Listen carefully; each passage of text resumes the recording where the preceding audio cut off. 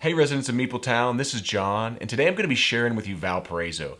So in Valparaiso, we are going to be sailing the high seas, we are going to be trading goods in order to develop our city of Valparaiso. Valparaiso was by Louis and Stefan Malls, and I say let's just go ahead, let's get it to the table, and let's look at Valparaiso. Alright residents of MeepleTown, this is what Valparaiso looks when it is pretty much set up and ready to roll. Each player is going to start with a merchant in Valparaiso. He or she is also going to start with a boat in the harbor. And then in reverse turn order, so red's going to be our first player with this nice first player lighthouse. In reverse turn order, the players are going to get to choose where they want to put their merchants, and they can put it anywhere out here in the village. So yellow, because red was first player, chose to go over here, and then red is going to choose to go right here. And now the only other thing we do before the game starts is we also get to start with 3 goods, and because yellow is second, she gets to pick what good she wants. And so she is going to choose... She's going to choose one of each good, and that's going to be in order to unlock this extra merchant here. So we'll talk about that here in a second. Now, as red player, I'll be red player, I cannot pick the same configuration that she picked. So I cannot pick one of each to unlock my merchant. So I'm going to look up here and see what card I might want. I'm going to go for 3 grays here, and I'm going to put those into my warehouse over here.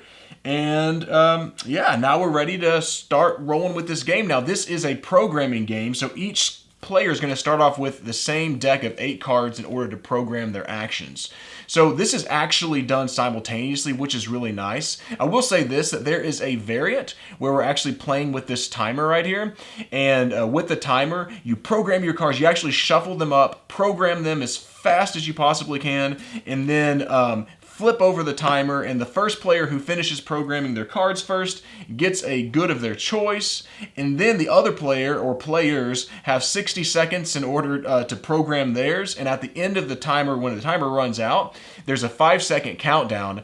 After the 5-second countdown, you are stuck with whatever you have. So if you only had 3 cards programmed instead of your 4 opening cards, that's all you get. So I'm not a huge fan of timers in games like this, though I think the variance actually is not bad. So I'm going to actually just go ahead and remove this from the game, and we're just going to play without the timer, and it does recommend that we play without timers for the first 2 or 3 games. So red player simultaneously with yellow player is going to select their actions.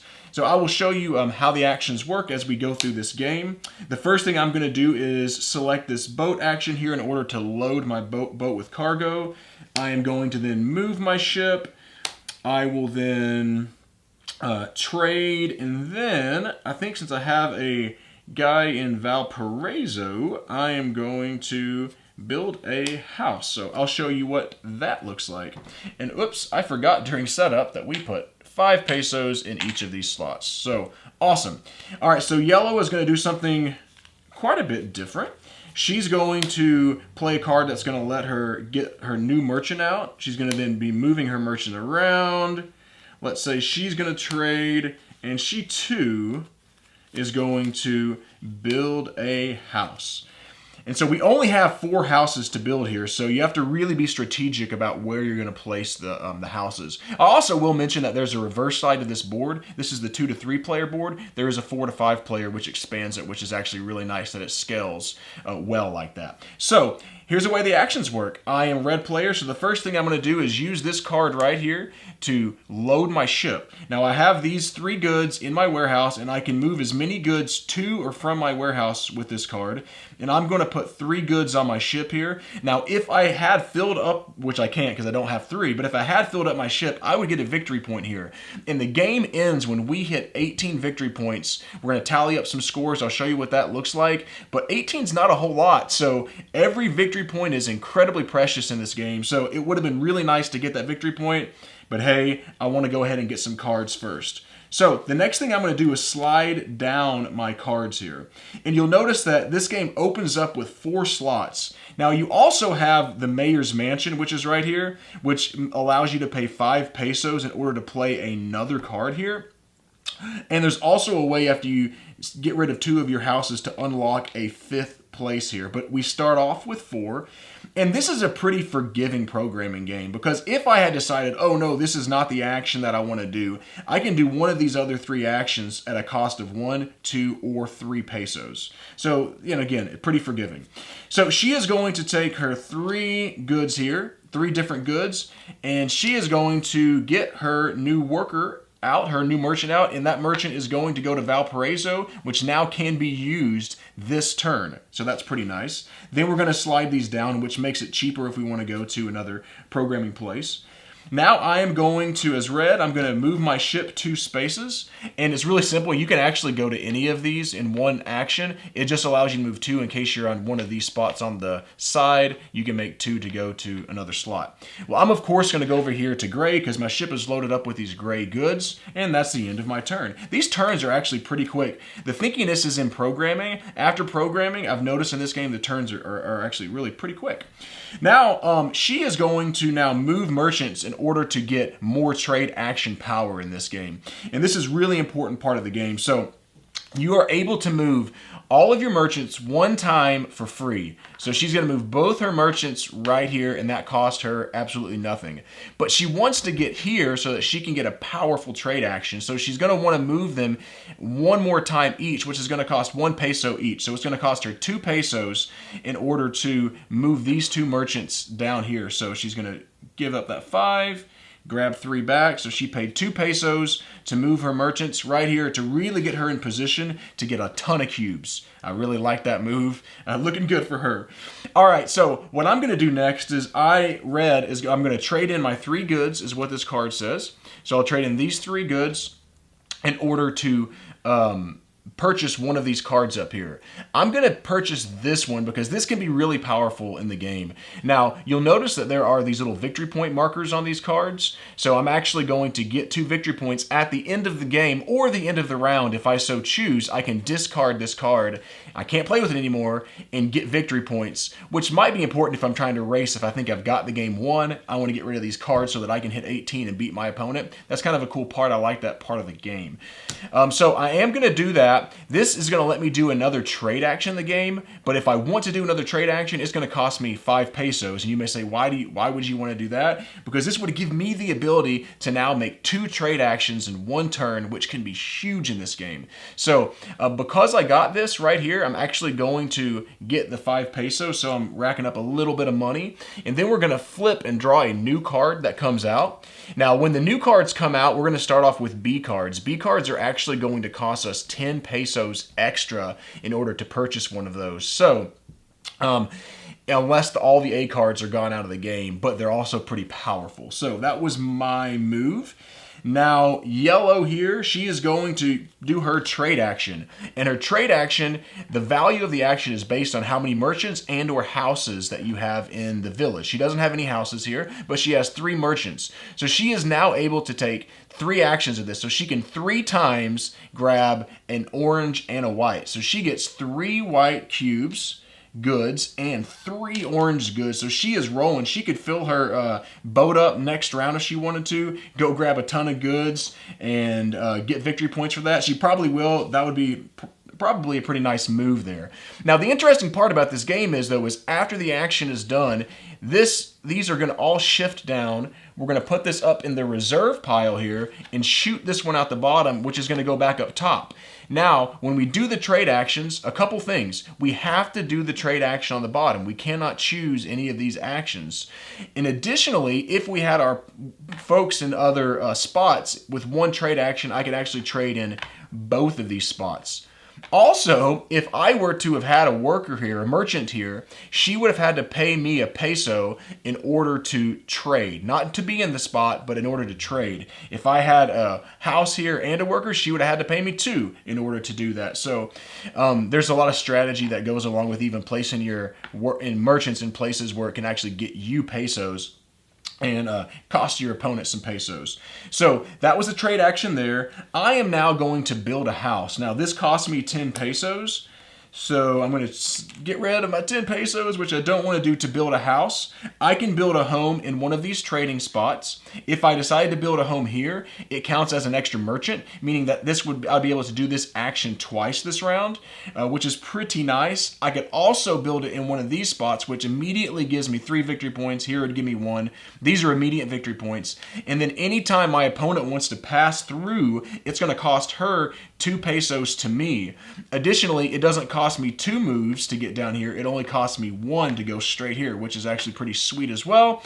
But I think I'm going to go ahead and place my house here in Valparaiso. Now, when you do that, you have to start at the lighthouse. You don't get to choose which spots you want.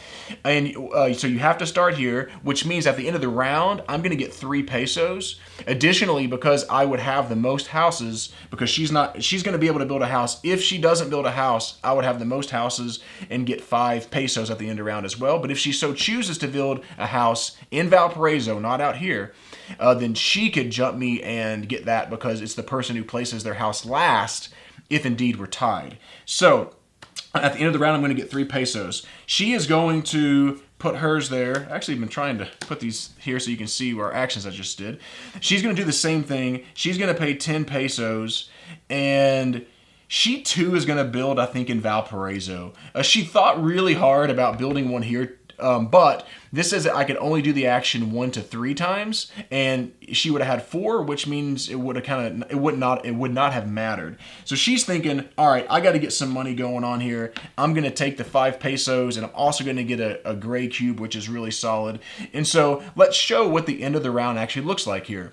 So the first thing that we're going to do is we're going to return our merchants to Valparaiso, with the exception of we can leave 1 out here in the villages if we don't have a house. So if I had a house here, I would have to return this merchant. But because I don't have a house there, I can leave him. And I'm going to. And she too she's going to leave her merchant here, but does have to return these 2. Now I'm going to get 3 pesos for the end of the round, plus 2 because I have the second most in Valparaiso, which means I'm going to get 5 pesos. She now is going to get 1 gray cube. And additionally, she's going to get 5 pesos. So she's getting a little bit of money herself. All right, I'm going to go through one more round really quickly so that you can get an idea of some more of these actions. And then after that, I'm going to do my review. Oops, I'm knocking things off the table. I'll give you my final thoughts on the game, thoughts on the art and components, and all that good stuff. And if you want to skip to that, feel free to do so. It's in the description down below. Alrighty, so my next set of actions, I need to get some goods. So I'm actually going to go ahead and do something similar to what she did. I think, actually, no, I'm not. I'm going to build a house right here is what I'm going to do.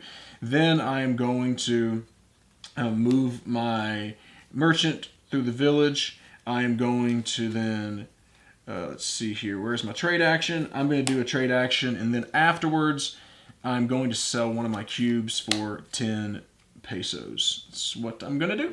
All right. She then, in turn, is going to kind of do what I did last round a little bit. She's going to first load up her ship. So let's find that. Action.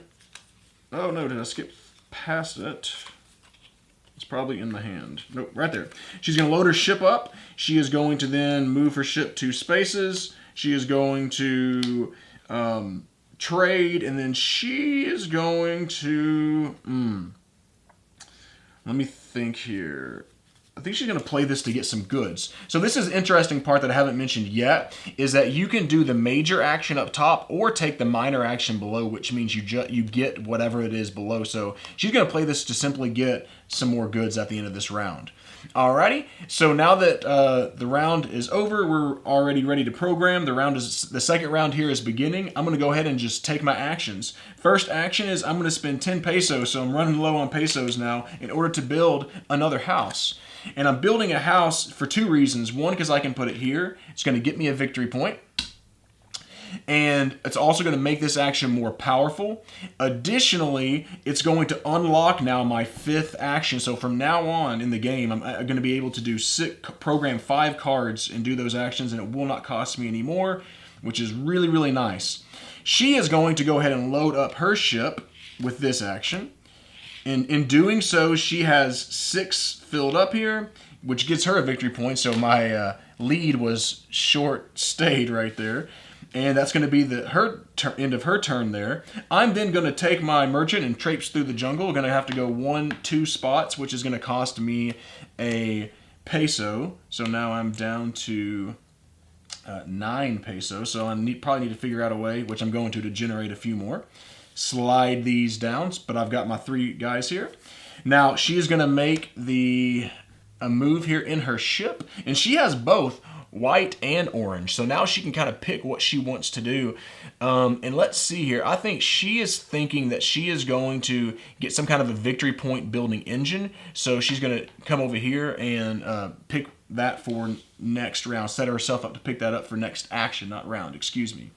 I'm going to now do my trade action. I have 3 merchants here, which means, or 2 merchants and a house, which means I can do 3 of these actions. So I get 3 gray cubes and 3 orange, much like my opponent's last round. Really big action for me. Getting that many goods is pretty powerful in this game. And so that's going to go up there, and we're going to see this new action is going to shoot out right here. She then is going to trade in her 3 white cubes with this action in order to pick one of these. And she is going to pick this, which is going to allow her to, she's going to get 2 victory points at the end of the game. She's also going to be able to pay 5 pesos and any good for a victory point. Or I could, yeah, I'll go ahead and take this. Or this is very similar. This would just be giving up 2 of any type of good. So this is going to go into her hand here.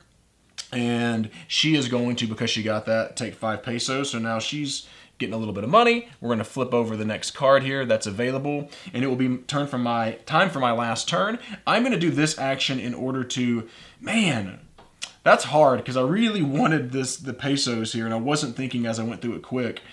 If I want to load up my ship, I could get a whole victory point. If I take one of these away, I'm only going to have 5 goods, which allow me to, I won't get the victory point, but I will have 10 pesos, which is pretty nice. And, what do I want to do? What do I want to do? Okay, I think that I am going to actually, I think I'm going to take the gray cube and just get that victory point here at the end of the round. So I'm taking the bottom action here to get that gray cube. Probably not the most well thought out series right there, because I could have used, I think there's one here that she's going to use that actually would give me 2 goods instead of 1. Like she's going to do, which means yellow is maybe doing a little bit better. So she played that action just to get those 2 goods. That is the end of that round. So again, we're going to look back up here. I'm going to get 3 plus 2 pesos. She is going to get another gray cube.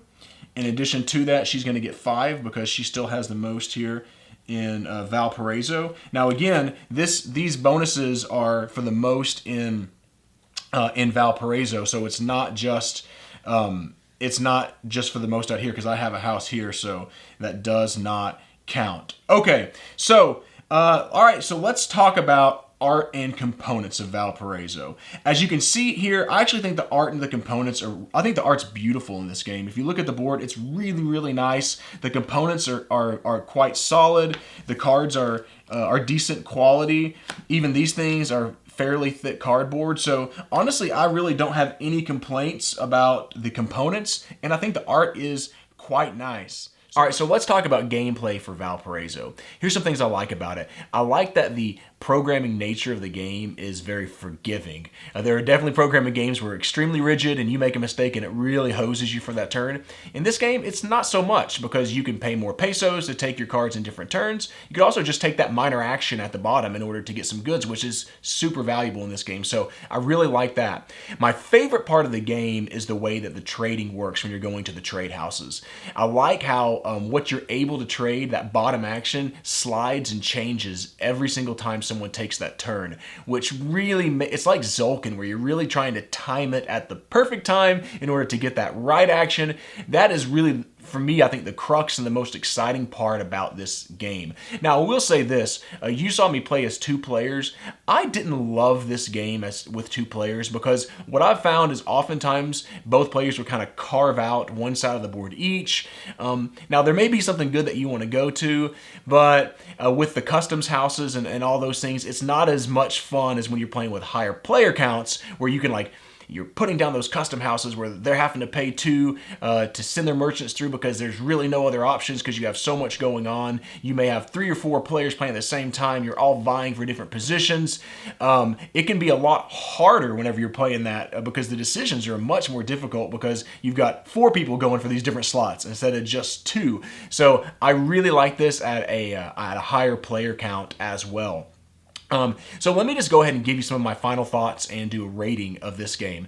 I thought that the gameplay was pretty good. I will say, it didn't just blow my mind. I really enjoyed, again, that trading action. I enjoyed the way the programming is set up, how you can even do the mayor's mansion and pay 5 more pesos to do more. I like how you can go out and get more cards, which is really cool to give yourself different actions. But I'll say the negatives again are I don't really like it at a 2-player count, which I play a lot of games at 2-player count.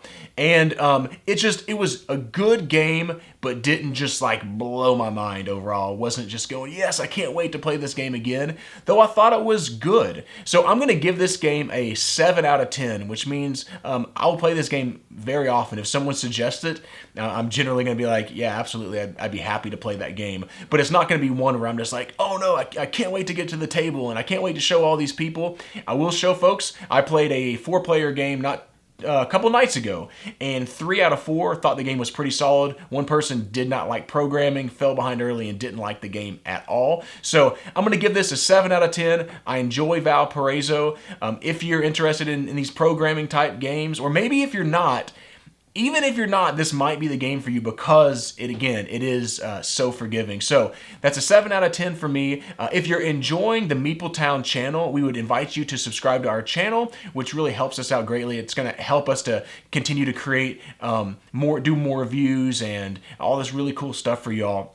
And we're also on Instagram, we're on, I already said YouTube, we're on Instagram, we're on Facebook, and we're on Twitter, and all those are at MeepleTown Games. Also, if you'd like to make some comments, we would invite you to join our Board Game Geek Guild, Board Game Geek Guild 3407. So I say, I really appreciate you. Thanks for coming down to MeepleTown. Thanks for joining us, and be sure to follow us on Twitter at MeepleTown Games, and connect with us on the MeepleTown Guild, Guild number 3407, at BoardGameGeek.com, and also subscribe to our podcast and YouTube channel. And until next time, thanks for coming down to MeepleTown.